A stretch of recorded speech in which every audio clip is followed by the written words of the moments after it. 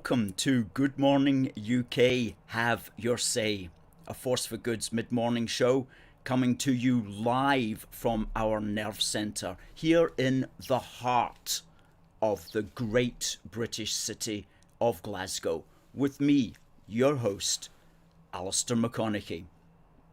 Thank you folks for coming in and watching, and please do share this around. A lot to speak about this morning on our 16th Good Morning UK, Have Your Say. And already we've got Linda there watching, first as always from London. Good to see you again, Linda, and TC also. Hello, Alistair, and hello all fellow Unionists from all over our wonderful United Kingdom. And it's been wonderful for at least 314 years coming up this Saturday, and we'll talk about that in a moment. Hello to Ryan from the West Riding of Yorkshire. Always good to see you. And Debbie. Great stuff, Debbie. Hope you are keeping well. And Barry and Frankie. Thank you, Debbie. I eventually got a haircut this week, and at least a stone lighter as a consequence. Sandra, thanks for you. Sandra,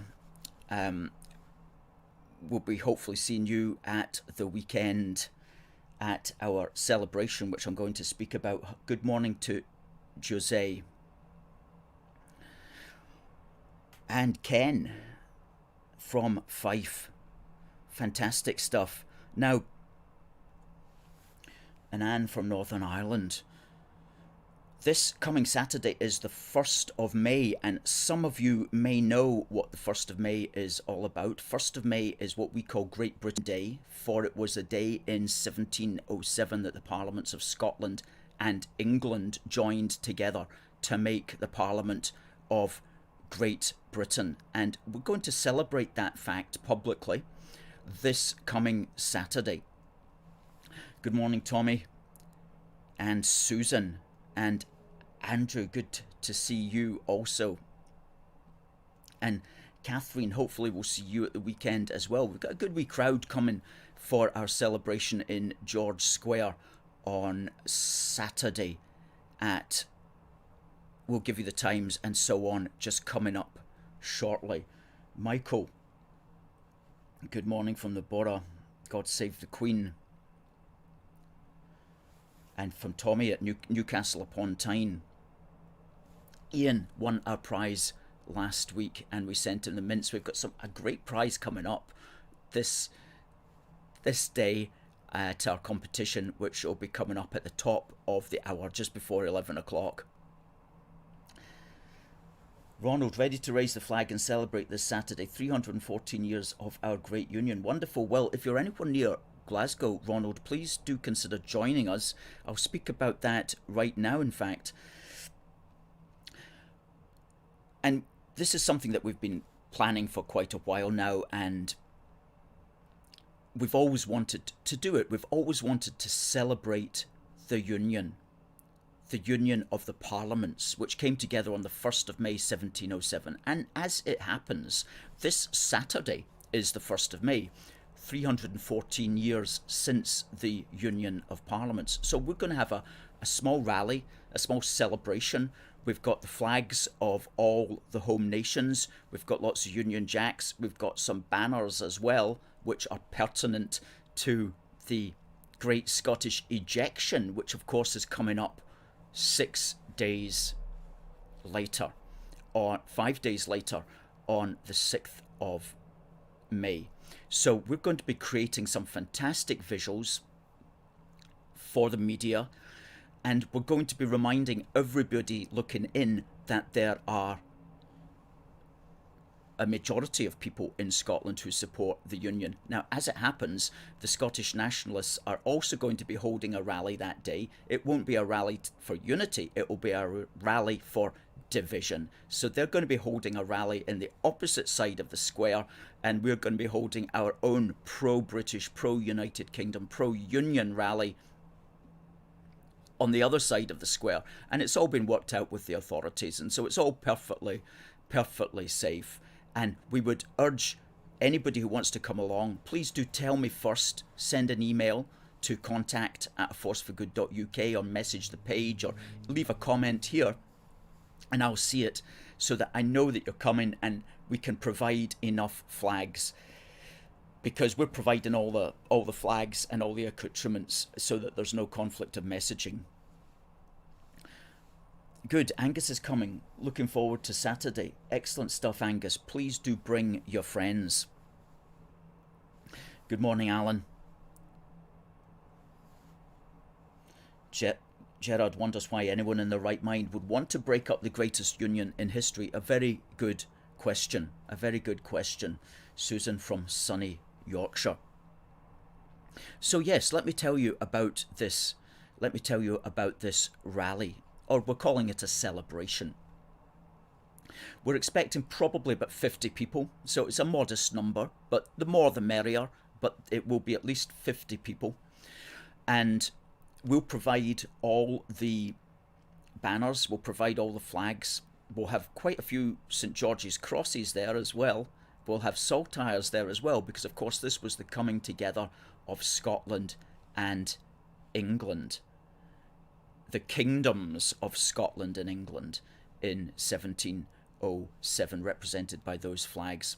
So it's going to be a very colourful display, and to our knowledge, it is the first time ever in the history of the world that there's been such a celebratory rally in George Square on this particular matter, at least to our knowledge anyway, and that's what we're going with. First ever in the history of the world, and it's going to therefore be a historic day. So if you can make it, please do come along. And it's great fun, meeting like minds and getting to know new people and getting to just have a good time. And I'll be giving a couple of short speeches, because we'll be addressing ourselves this time. We're not going to be bothering shouting over at the Nats on the other side of the square, although they'll be shouting at us, I might add, but we're just going to kind of largely ignore them this time round.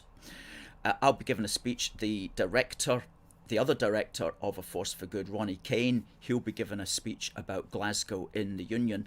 And if you're watching and if you'd like to say a few words, we'll have an open mic, and so please do consider sending me notice of that, and tell me what you'd like to talk about, and you can have 5 minutes on the mic as well, on our brand new mic as well. So really looking forward to it. It's going to be an exciting day and a fun day.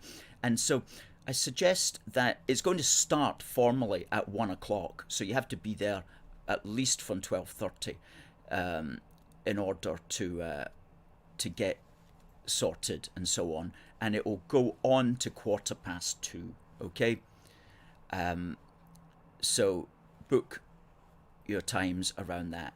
Arriving from about 12:30, no later, in the square. We'll be there from 12:15, and then departing the square at 2:15.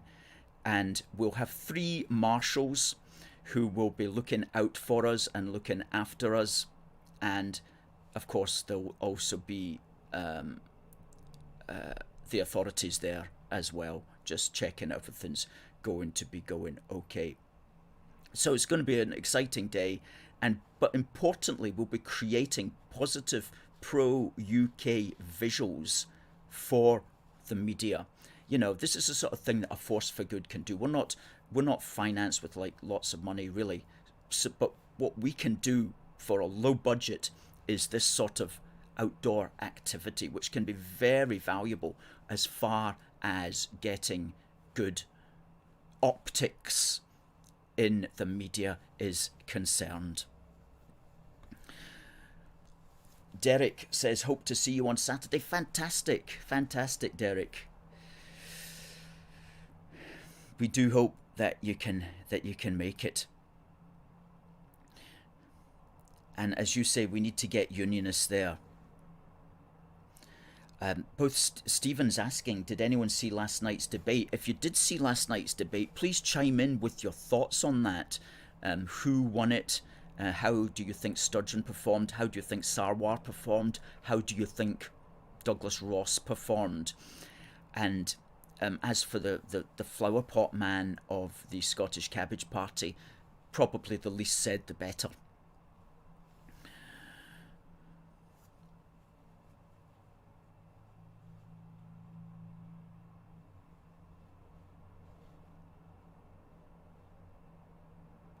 TC says, well done everyone who will be attending George Square for the Union celebration.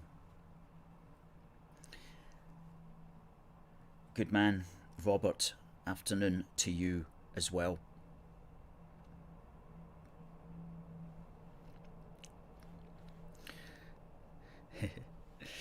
Aye. So, yes, chime in with your thoughts on that. Adam says, you could maybe invite George Galloway and Douglas Ross to the Unionist rally. Well, it's possibly something that they would maybe choose not to attend. I think what you often find, but who knows, but often what you find with politicians is that they prefer to be running their own particular rally rather than going on to somebody else's. We're probably not at the stage yet where politicians would be lining up to be asked to speak at such a thing. But you know, that day may be coming, because we'd like to make this an annual event, a celebration of the Union in the heart of Scotland, in the heart of Glasgow, in George Square, every year on the 1st of May. 1st of May, Great British Union Day celebration. That's a good concept, isn't it? We've always wanted to do it, but it's never really been right up until now. But now it's the Saturday before the Scottish ejection. It's the final countdown, and still we stand tall. Before the Scottish ejection. And where are we going to eject all of these SNP MSPs to? And it's possible, it's possible. If we don't talk about it as being possible, then it will never happen. And I'm hopeful that we will purge the sturge and give Humza the heave, as Tommy points out. Those groups are aware of it. I know that. They're certainly aware of it. They've been doing good work themselves with billboard posters throughout Scotland in certain areas. Billboard posters isn't something that we would do. It's not something that we would put our money towards, our limited funds, but we're pleased to see these other groups doing that and putting out these posters, some of which are very effective. So good, best of luck to these groups. Everybody's got their part to play, undoubtedly. Scott says, all the leaders except Douglas Ross failed to hold Nicola to account last night. That's what I heard as well. I heard that the others were not very forthright, shall we say, in their points of view. Stephen, you asked the question, what's your opinion on who won the debate last night from an objective point of view? Be interested to see that. Our Humza banner is safe and sound, shall we say that, Alan? Our Humza banner is safe and sound, and it will be making an appearance on Saturday. That's the banner that we hung up outside Humza Yousaf's office last Friday that says, "Get Humza out, Scottish ejection," with a picture of Humza in his 1984 style Thought Police uniform. And we've got one to purge the sturge as well. That will be making an appearance on Saturday. Great visuals for the media if they want to use them, that's for sure.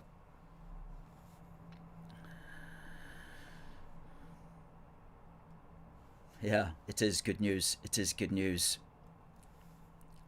It is a cracker. It is a cracker if anybody's seen it. We've been putting it out on our Facebook pages and putting it out on our Twitter and so on. It's got huge engagement. Talking about huge engagement, please do retweet this if you can. If you can retweet this broadcast with a positive quote, a positive comment, then we'll retweet you to over 26,000 people, which is your way of getting out and getting heard by other people. So please do retweet this if you're watching. Retweet it with a positive comment so we can then retweet you.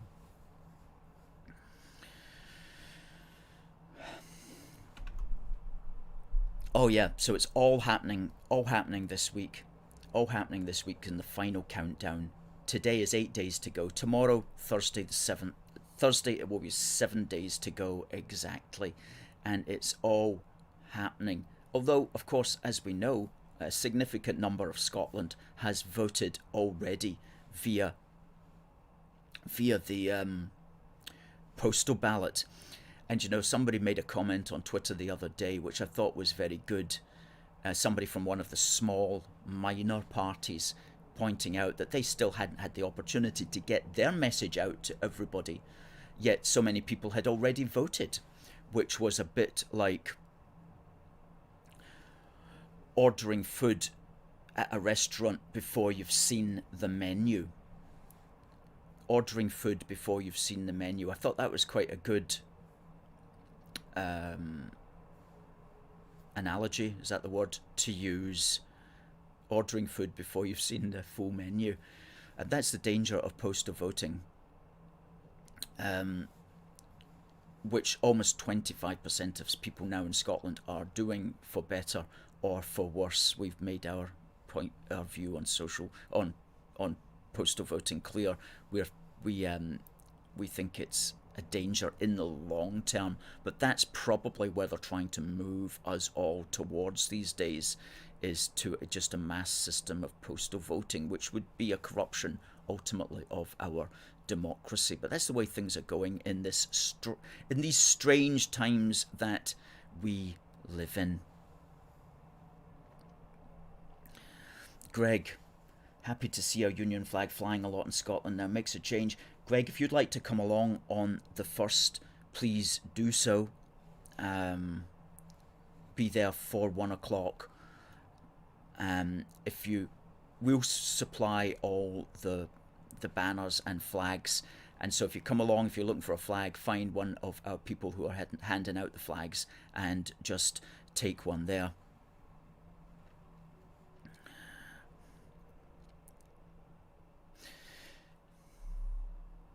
Sandra makes a good point here. Don't forget, you can hand your postal vote into your polling station on the day. We took postal votes a couple of years ago when we went on holiday, yes, and have just continued to have them, but I take them and hand them in now. That's an interesting thing. So you don't have to fill them in until, for example, the actual day of the election. And then you just, instead of putting it in a pillar box, you simply take it along and you give it to the people at the polling station. That's a good way of doing it if you prefer to hold back until you've seen the full menu. Stephen says, one thing that concerns me is that many people are registered to vote because of furlough. How many are still in Scotland?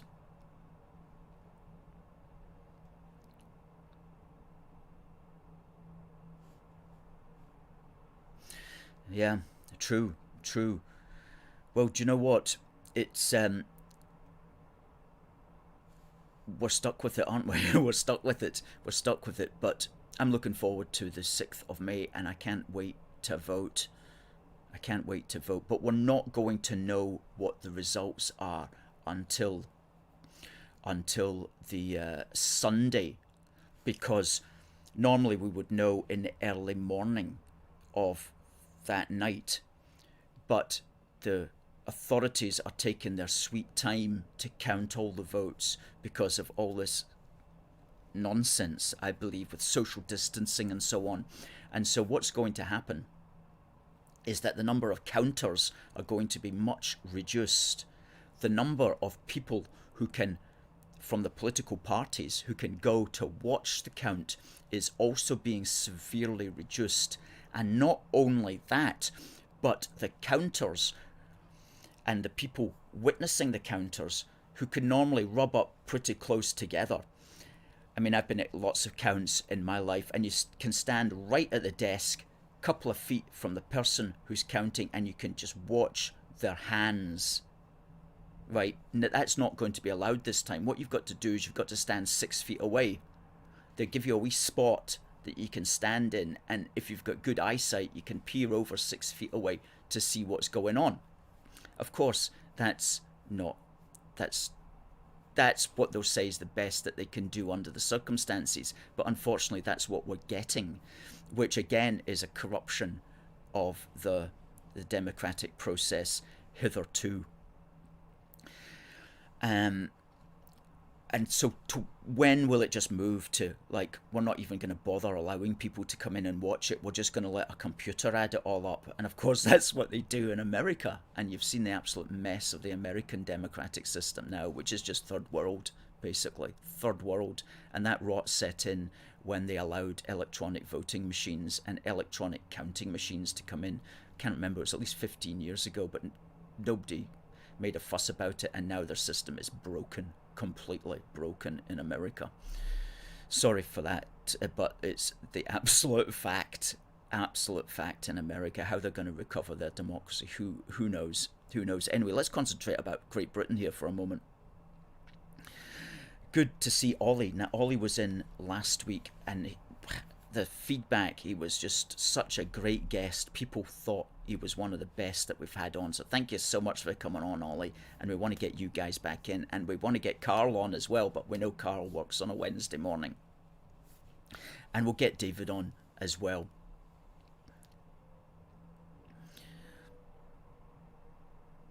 And Sandra says there should be a camera above them. Well, that's a point. That's a point. And also, when you vote, use a pen or a marker pen. I don't think it's really that likely in Scotland anyway that people are rubbing out your vote, but just to be sure, you can always use a pen anyway. You don't have to use the pencil that you're given. I always use a pen anyway, just for peace of mind.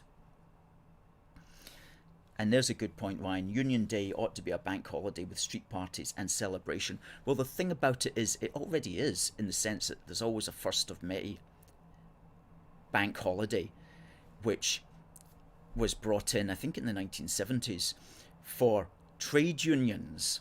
Okay, so we've already got a kind of bank holiday around that date, so it makes it awkward for it to be a new bank holiday around that date.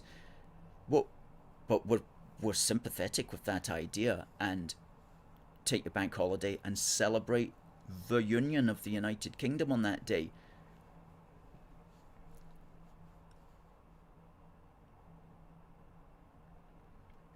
Well, he says that he's never voted for a separation party, nor will he ever use a postal vote as long as he's able to get to the polling station.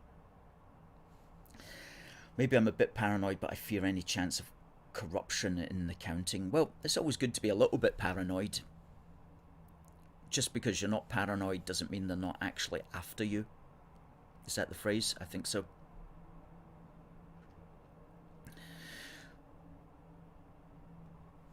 Ollie, no worries at all. Good. Sandra makes a good point regarding the camera. That would be a simple solution. It certainly would.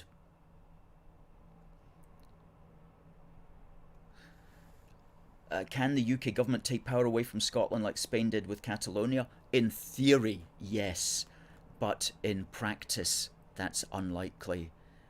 Well, it depends what you mean, of course. But certainly in the United Kingdom, it is the United Kingdom government which is ultimately in charge of everything. So it depends what you mean by taking away power. But it can certainly deny, quite rightly, a second separation referendum, because it is for the British government to have the duty and the right and the responsibility to hold the United Kingdom together on behalf of all the people that British Parliament represents. As we always say, this isn't just about Scotland, it's about breaking up the United Kingdom, and in that sense, all of the United Kingdom is involved, and all of the United Kingdom finds its involvement through the British Parliament. The British Parliament that came into being on the 1st of May in 1707, and I want to talk about that relationship in a moment, because I just want to talk briefly about this day in British history, because I want to give you the competition question as well within 5 minutes time. Now, on this day, and this will also lead into what we're talking about in a minute, one of the Scotland's greatest sons, in our opinion, was born, and that was Henry Dundas, who was born on this day, 28th of April in 1742. And he was such a powerful politician in Scotland at the time, under the Prime Minister at the time, who was William Pitt the Younger. And he was born, as I say, in 1742. And he was at the forefront of promoting Britain's interests worldwide, and particularly promoting Britain's interests in the then empire. And that's why the Scottish nationalists today hate him. They hate him and they hate his memory, and they want to do everything to befoul it. And as many of you know, we've had a long-running campaign to stand up for Henry Dundas, not just because we like the bloke, but also simply to stand up because he's become like a symbol that the Nats, he's a symbol of British history that the Nats hate. So he symbolises so much of other things for them as well that they don't like. So we stand up for him. And last year, back in June, we actually physically had a counter demo to the so-called Black Lives Matter people, who had a rather pathetic demo themselves in St Andrew's Square, having a go at Dundas and his monument that stands there, and spreading all kind of lies. And of course we spread the truth about him, and we gave 3 speeches that day, all of which you can find on our website, aforceforgood.uk/blog. Go to June 2020 and you'll find all our speeches there about Henry Dundas, one of Scotland's greatest sons. And Jeremy Paxman has written that, quote, "No one did more to promote the interests of the Scots in the British Empire than Dundas." Paxman writes, "In Gilroy's famous cartoon, he stands kilted with one foot in London and the other in India, as fleets of merchant ships pass between his legs. But India was much more than a family business. So great was Dundas's more general patronage that the wit Sidney Smith observed that, quote, 'As long as he is in office, the Scotch may beget younger sons with the most perfect impunity, for he sends them by loads to the East Indies and all over the world.'" And he was one of the people that created the idea that Scots should go and populate the empire. And it's through him and, of course, others that the British Empire came to be very much associated with Scottish governors and Scottish district commissioners and Scottish doctors and shopkeepers and businessmen and scientists, to the point, of course, where Glasgow became known as the second city of the empire. And in a way, that's the sort of thing that we're continuing today. So that was Henry Dundas. Something else that happened on this day as well, on the 28th of April in 1978, was this song got to #1. How many of you remember this song? The greatest of them all, even the Mona Lisa takes a bow. This tired old man with hair like snow told northern folk it's time to go. The fever came and the good Lord mopped his brow. And he left us matched up men and matched up cats and dogs. He left us kids on the corner of the street that were sparking clocks. Now he takes his brush and he waits outside them pearly gates to paint his matchstock men. Matchstock men and matchstock cats and dogs. Indeed, that was Brian and Michael, who had a number one on this day on the 28th of April 1978, with St Winifred's School Choir providing the backing. And St Winifred's School Choir went on to have a number one in 1980, the Christmas number one in 1980, with There's No One Quite Like Grandma. So there you go, you learn everything about British history on this programme, from Henry Dundas to Glasgow being the second city of the empire, to Brian and Michael having a number one on this day in 1978, to even St Winifred's School Choir having the Christmas number one in 1980. Goodness me, it is a nice song. Absolutely, it's a nice bit of nostalgia, that song. A nice bit of nostalgia, and it's like a song that teaches you about history, because you're like, well, who was Lowry? And then you go and you find out who he was. So I like songs that have got some kind of meaning in that sense, you know, educational, as well as being melodic. That's a fantastic wee song. And Brian and Michael, I know they still play together as well, and there's one or two songs, one or two videos of them doing matchstock men and matchstock cats and dogs on YouTube. Brings back happy memories. So we've got the competition this week is for, wait till you see this tin, by the way, wait till you see this. The competition is for this tin of jelly beans. And before I go any further, I just want to say thank you very much to the person who suggested that we get these jelly beans as prizes, and who helped us to get these tins as prizes. Thank you very much to that person. Now these are, you know, these are pretty substantial tins of jelly beans with a Union Jack tin, and inside you've got 50 different flavours of jelly beans. 50 different flavours of jelly beans. I've never even heard of such a thing. Everything from berry blue and apple pie flavour, to toasted marshmallow flavour, to tutti frutti flavour, to margarita flavour. I mean, these are substantial jelly beans, right? If you said, what's the kind of best jelly bean in the best jelly bean tin you could possibly find in the world, this would be it, okay? So this is the prize. This is the prize today. A tin of jelly beans, which will be winging its way to the person who can tell me and who sends their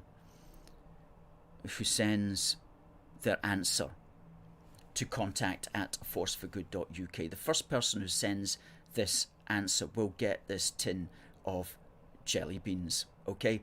And the question that I'm going to ask, which was based upon my bit in British history there, I said that the uncrowned King of Scotland was born today on the 28th of April 1742, and that was Henry Dundas. And can you tell me please where his amazing statue stands? It's in Edinburgh. What's the name of the square in Edinburgh where Henry Dundas's amazing statue stands? Okay, and the first person to get that will get that amazing tin of jelly beans, which I'm just going to hold up again for the benefit of the camera.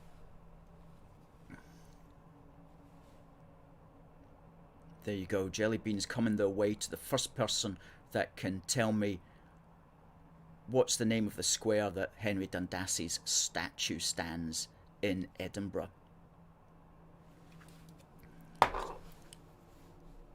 Fantastic. Fantastic.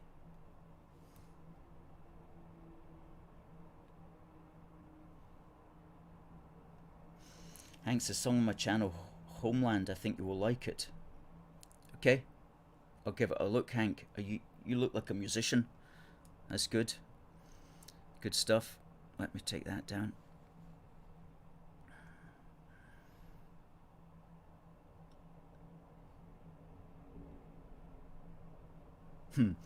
Yeah. Well, let's talk about the election. Now, the Scottish National Party, they released their manifesto last week, and the Daily Telegraph commentator Alan Cochrane says that it wasn't particularly exciting unless you're an avid collector of broken promises, which I thought was quite amusing.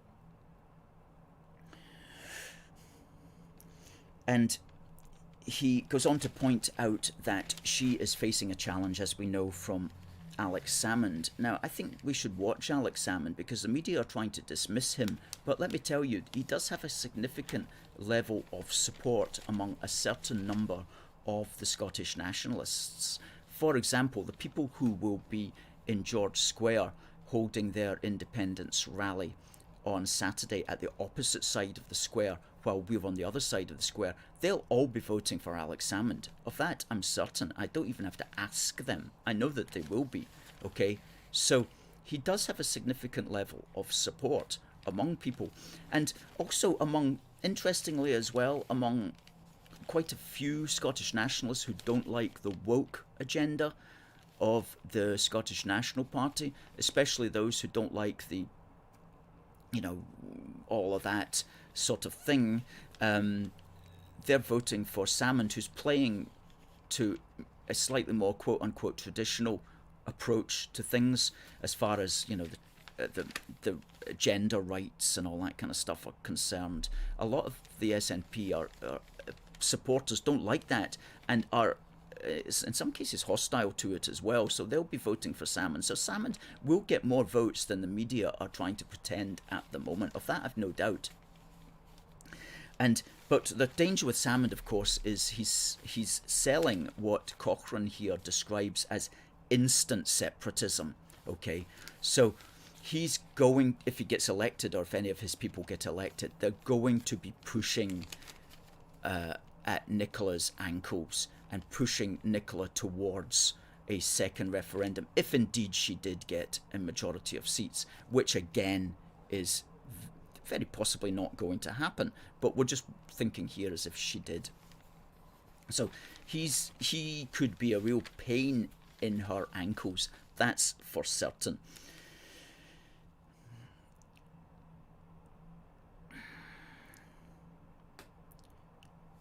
And he ends by saying, isn't it ridiculous that she keeps pushing this agenda, because wasn't there an equally decisive majority against independence in 2014?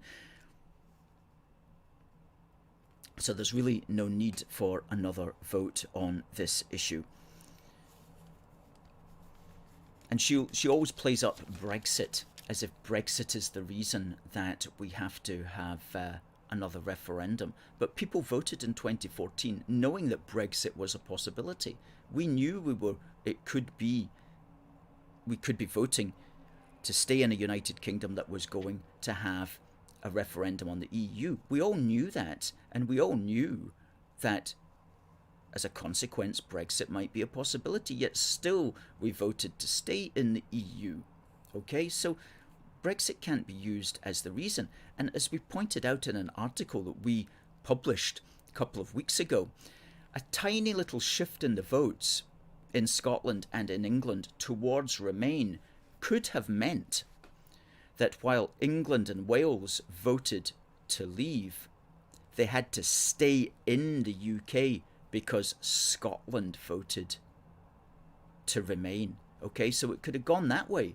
It could have gone with England and Wales continuing to vote to leave, but Scotland holding the rest of the United Kingdom in because of a few thousand votes in Scotland for Remain. Okay, and if that had happened, well, it would have happened, because that's what happens within the United Kingdom. As it happened, we left the EU, but we all knew that was coming. We all knew that a vote for the EU was entirely possible, yet still back in 2014 we voted to stay in the UK. So that's really all that needs to be said by to that. And another point, of course, is in the SNP manifesto, they've got promises for lots of things. So, for example, if you vote for the SNP, you might not be voting for their desire for another referendum. You might be voting because you like their tax policy, or you might be voting because you like their transport and environmental policies, or you might be voting because land, there says here, I'm reading from the Telegraph, a new land reform law will be introduced by the SNP, which would see community groups given first refusal to purchase large areas of land that are being sold. Well, maybe that's why you vote for the SNP. You know, maybe you don't care about separation. The point is, the SNP can't use the fact that they got voted in as proof that everybody who voted for them voted for a second referendum. They can't say that because they're standing on a very diverse manifesto. If their only manifesto point was for a second referendum, then they would have a point. Then they could say everybody who voted for us voted for a second referendum. But when you're standing on a very diverse manifesto, including things like land reform and so on, then you can't claim that every single vote was a vote for a second referendum. You just can't do it, and it's just wrong to do so. I'm always kind of mystified at the SNPs. They always, with, for example, land reform, they have this idea that there's communities, quote unquote communities in Scotland, who are all falling over themselves to purchase thousands of acres of unproductive agricultural land in the Highlands. I mean, do such communities exist, really? I mean, maybe they do. Maybe I'm not aware of stuff, but I can't. It's a kind of fantasy, I think, because what are you going to do with that unproductive mountain land these days? What are you going to do with it? Breed midges. That's about the only thing I can think of. Breed pedigree midges. See if there's a market for that. Anyway, that's just one of the policies. Maybe it's a good policy, I don't really know. But people could be voting for that. The point is, they're not necessarily voting for a second referendum, which happens to be in their manifesto. They're not necessarily voting for that. So you can't claim that their votes represent a mandate for a second referendum. It's the height of silliness to do that. That needs to be pointed out. I hope somebody does that.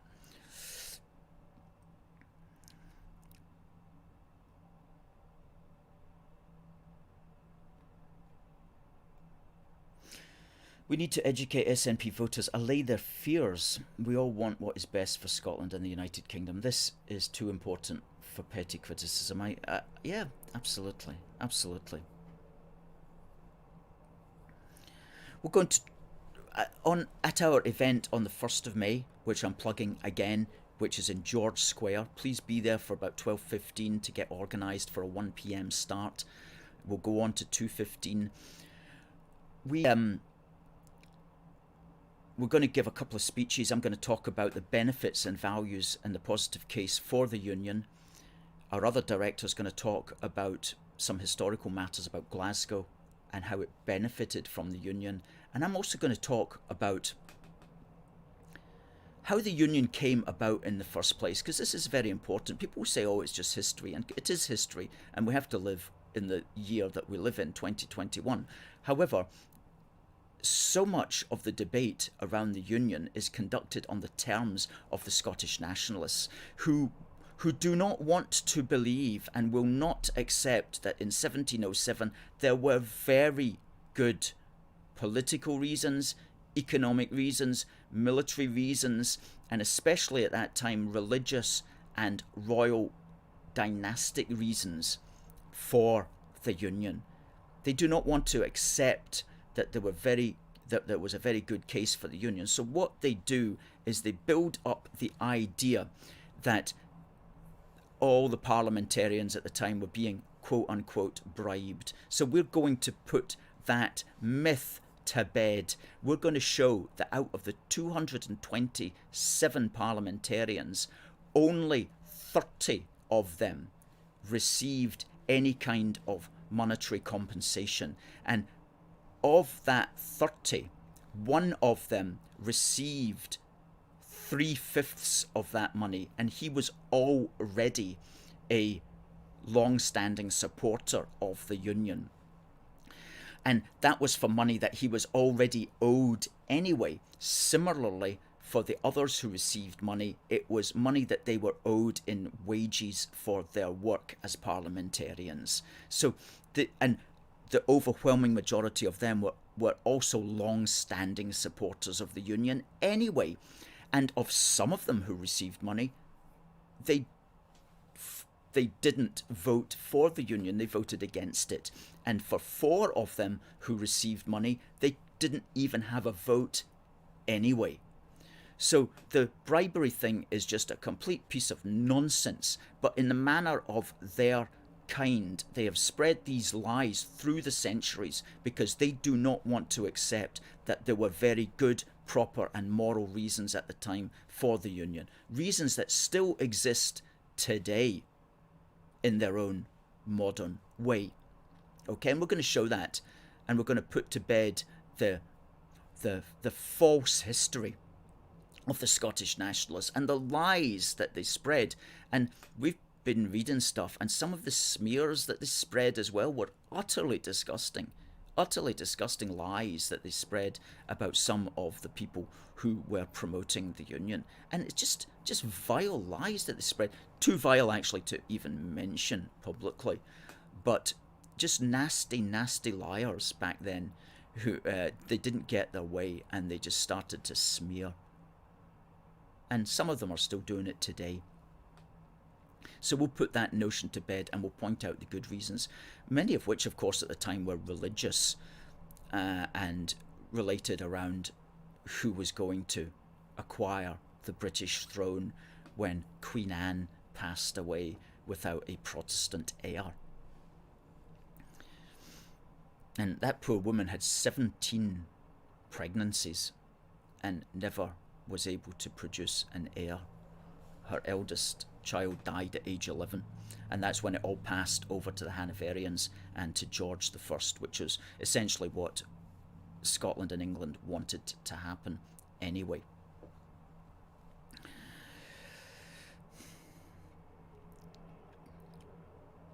So yeah, we will show, as Richard says here, that the Scots wanted union, the majority of them. And for those Scots who were against it, they weren't against it for like modern democratic reasons.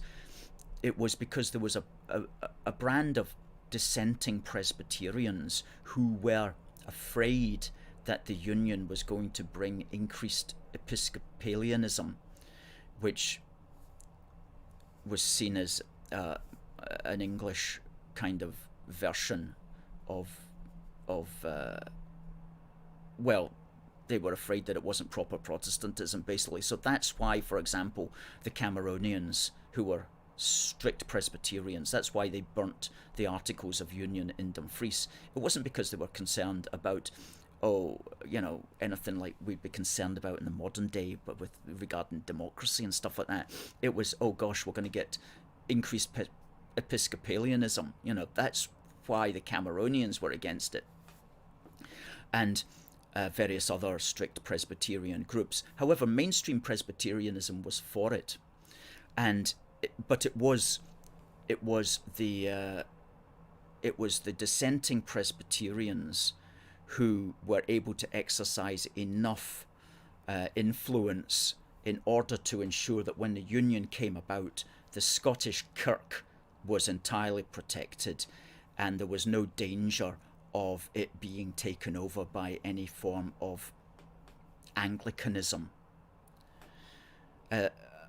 Arguments that today seem quite removed, but at that time were of course vital and part of everything that was going on, because to such an extent back then in the early 18th century, your religion was your politics.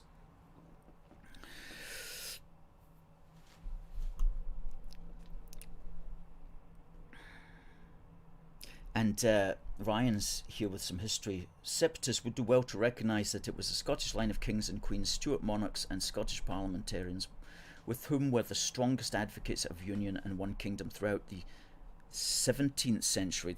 That's correct. During the 17th century, from the union of the crowns, okay, which was in 1603, from that period of time, James VI of Scotland, who became James VI of Great Britain, he wanted complete political union, and he promoted it several times in his reign. However, the English Parliament was for having none of that. They didn't want these mad Scotsmen to come down or to get in the way of their business. So he was a man before his time, and it took 100 years before Great Britain had sufficiently come together politically and socially and religiously for it to become possible. But even then, after the Glorious Revolution of 1689, the Scots immediately started to push for political union as well, and again from a point of view that it was going to help to preserve their help to protect them militarily against what was perceived as continental enemies. And so 1689 there was attempts made for union, and then 1702 there was another attempt made for union, but that fell through. These are all coming from the Scottish angle. And then it was the falling out over who should properly decide who would be the king or queen after Queen Anne passed away. That's what kind of really pushed both sides to realise that they were going to have to find some resolution to that, and ultimately it all was resolved in the 1707 Union of Parliaments. We're going to put together an article on that after we've given our speech about it on Saturday. But that's quite exciting to be able to be delivering that speech in the heart of the great British city of Glasgow. So please do come along if you can. If you're going to come along, please do tell us. Leave a message here in the comments, or please send us an email or message the page, or get a message to us somehow to tell us that you're coming, so that we can make sure that we provide enough materials for you on the day, because we'll provide all the flags and all the banners and so on, and it's going to be a great day. It's going to go very quickly. It's only going to be for an hour or so, but we do want to see you coming along, and who knows, you might get your face in the national newspapers or on social media. So please do come along and spread the word about this. So please do share this video and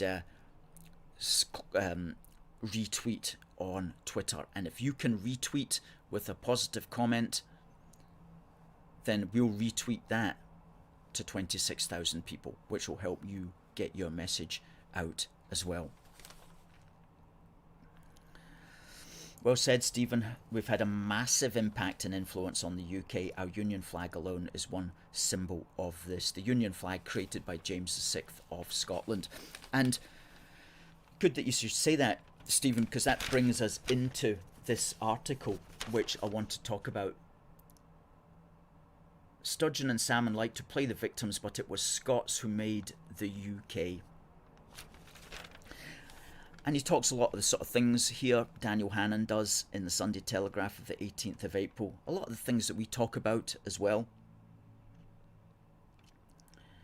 He talks about how James VI wanted to create a single realm and to style himself King of Great Britain. Absolutely. That's why we call him King of Great Britain. Even if the historians want to dance about by calling him James VI of Scotland and James I of England, He made it clear that he wanted to be called King of Great Britain. But again, the various politicians at the day didn't want that. But so we call him King of Great Britain. We call him James VI of Great Britain because he was the 6th James in the territory which became the realm of Great Britain. And then he talks about other things. Many Scots saw the creation of Great Britain as providential. That's true. Presbyterian ministers spoke of Scotland and England as Israel and Judah, sister kingdoms raised by God. Listen to the opening lines of Rule Britannia. When Britain first at heaven's command arose from out the azure main. Their author, the Scottish poet James Thomson, was expressing what was in 1740 a widely held belief that Britain's ascendancy was divinely ordained. And then he ends by this, which I'm just going to quote. I think it's great. Yet Scotland's past is far nobler than the Alba Braveheart myth. A small nation at the edge of the world bred a peculiarly enterprising and inventive people. Seeking an outlet for their genius, they joined the kindred nation to their south, a nation to which they were already bound by blood and speech and faith. In doing so, they created a new nation,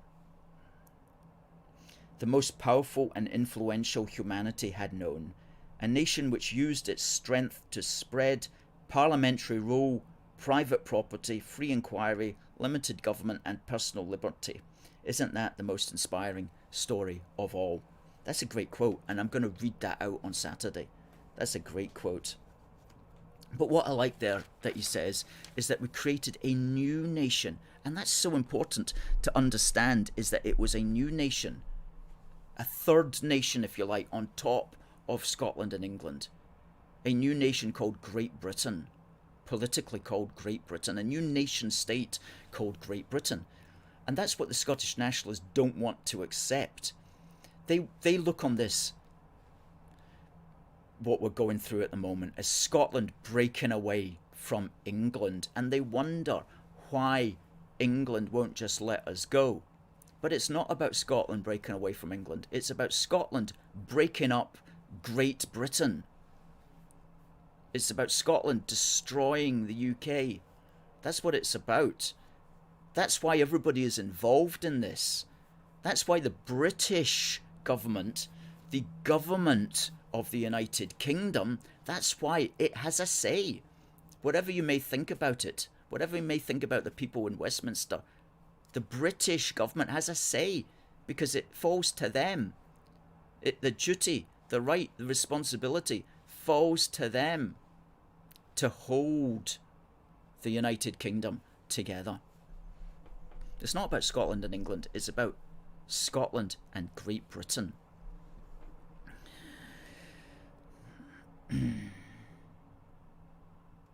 Indeed, Richard, it was a wonderful providence, and the subsequent history has been extraordinary. That's right. Just as the economic benefits were apparent then and are still apparent now.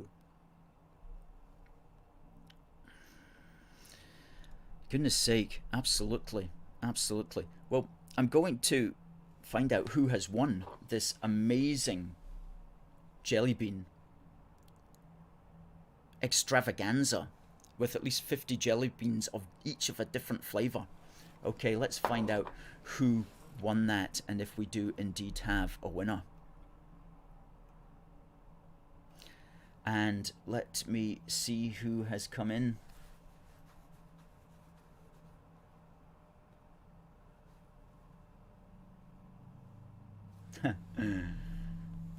We do have a winner.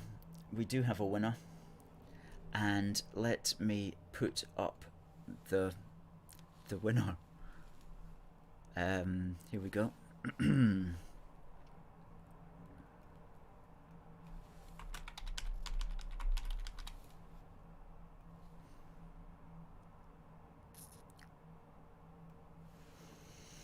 Debbie, you got in straight away with that answer and asked what square is Henry Dundas's statue in? And the answer is St Andrew Square. St Andrew Square. Not actually St Andrew's Square, but St Andrew Square. But Debbie got that correct, St Andrew Square, and so this will be firing its way to our winner. Alan, I'm afraid you just missed out, Alan. You just missed out. Fantastic. Well, that's good. Debbie says, I was not expecting that. I was slow today. Well, Debbie, I hope you can tell us what the beans are like, the jelly beans. I think they're good from what I've heard. Tommy says, well done.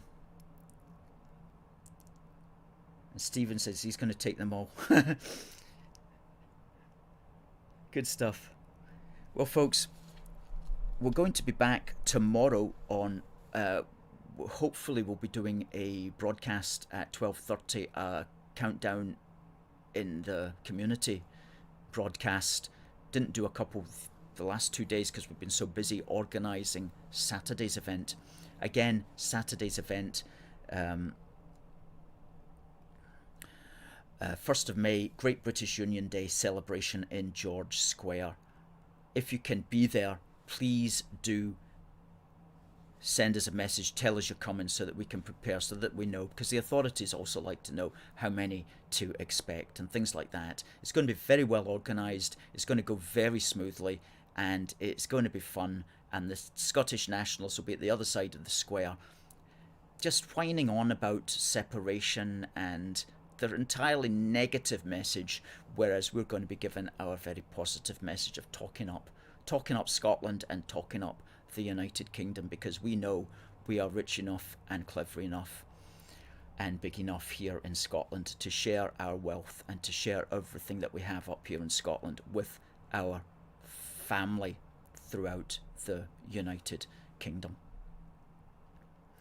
So folks, thank you very much for watching. Next Wednesday we'll have 1 day to go before the Scottish ejection. Thank you all for your comments. Susan says, Debbie, don't eat them all at once.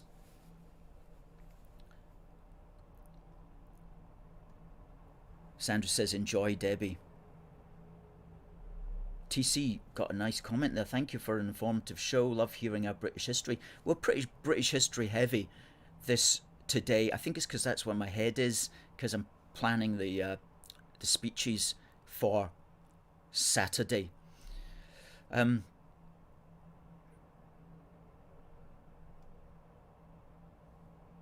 Bound in blood and history, we are one kingdom. Absolutely, one united kingdom. Linda's wishing everybody the best for those who are going to George Square this Saturday. Tommy, thanks for your comments that have come in. And Alan says, have a good afternoon all. Have a good afternoon to you. It just remains for me to say, folks, we'll be back next Wednesday. In the meantime, God bless the United Kingdom and God save the Queen.